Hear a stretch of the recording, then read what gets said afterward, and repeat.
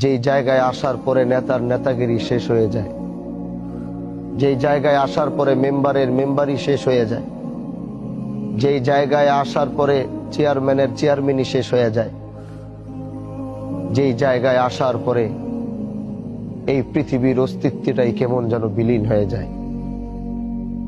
আর এই জায়গায় আসার জন্য আমাদের কোনো প্রস্তুতি নাই। আজকে দেখেন সাদা কাপড় পরে শুয়ে রয়েছে, যেই সম্পদ যেই সন্তান সব কিছু তার এক জায়গায় পড়ে আছে। আজকে দুনিয়ার মানুষ তাকে জোর করে নিয়ে যাবে, তার বলার এই অধিকার নাই আমাকে নিও না, আমাকে আমার খাটের থেকে নামায়ও না, আমাকে আমার খাটের থেকে সরায়ও না, আমাকে আমার সন্তান থেকে আলাদা করো না, আমাকে আমার স্ত্রীর থেকে আলাদা করো না, আমাকে আমার পরিবার থেকে আলাদা করো না, আমাকে আমার এলাকার বাসীর থেকে আলাদা করো না। সেই কথাটি হয়তো চিৎকার করে বলছে, আমি শুনতে পাচ্ছি না, আপনি শুনতে পাচ্ছেন না। সে বুঝতেছে তাকে শেষ বিদায় দিচ্ছে, সে এখনো বুঝতেছে সে খাটিয়ায় শুয়ে আছে, এখন তার বিশ্বাস এখনো হচ্ছে না সে মারা গেছে।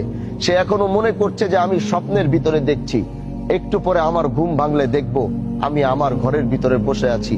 তাকে যখন একটু পরে কবরে রাখা হবে, এই কবরে যখন তাকে রাখার পরে একটু পরে যখন কবর থেকে তার সন্তান তার আত্মীয় স্বজনরা লাফ দিয়ে উঠে যাবে, তখনও সে মনে করবে আমি স্বপ্ন দেখছি। কারণ মাঝে মাঝে এমন এক স্বপ্ন আসে, ওই স্বপ্নের মধ্যে মনে হয় আমি মরে গেছি। হুট করে ঘুম ভাঙার পরে মনে হয় যে না, আমি মরি নাই, আমি জীবিত আছি, আমি বেঁচে আছি। তিনি এখনো লাশের খাটিয়ায় সাদা কাপড় পরে শোয়া। সে দেখছে এলাকার সবাই তার জানা যায়, কিন্তু সে মনে করছে না আমি বেঁচে আছি, ঘুম ভাঙবে তো দেখবো আমি দুনিয়ার সামনে।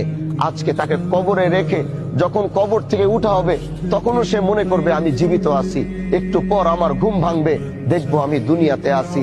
একটু পর ওই কবরের ভিতরে বাঁশ কাটা হয়েছে, বাঁশগুলো ওখানে রেডি, ওখানে হোগলার পাতা রাখা হয়েছে, হোগলা রাখা হয়েছে। একটু পরে বাঁশগুলো লাগানো শুরু করবে। পৃথিবীর আলোটা কেমন যেন আস্তে আস্তে অন্ধকার হওয়া শুরু হবে, পৃথিবীর আলোটা অন্ধকার হবে। সে দেখছে যে তার কবরটা কেমন যেন, পৃথিবীর আলোটা কেমন যেন বিদায় নিচ্ছে, কবরটা কেমন যেন অন্ধকার হয়ে যাচ্ছে। তখনও সে মনে করবে না আমি জীবিত আছি, একটু পর ঘুম ভাঙবে, দেখবো আমি দুনিয়াতে বেঁচে আছি। এরপরে ওই বাঁশের কুঞ্চি ফাঁকা দিয়ে একটু একটু করে আলো কবরে যাবে। দুনিয়ার মানুষ এতই নিষ্ঠুর, ওই আলোটুকু তার কবরে না যেতে যেন পারে, এজন্য উপরে কেউ কলা পাতা দিবে, না হয় কেউ হোগলা দিবে। কবরটা তখনও একটু একটু দুনিয়ার বাতাস পায়। কার কিছুক্ষণ পরেই কিছু মানুষ হাতের ভিতরে মাটি নিবে, তার সন্তান তার আত্মীয় তার রক্ত হাতের ভিতরে মাটি নিবে, এমন এক জায়গায় মাটি চাপা দেওয়ার জন্য এই পৃথিবী শেষ হয়ে গেল, তাকে আর কোনোদিন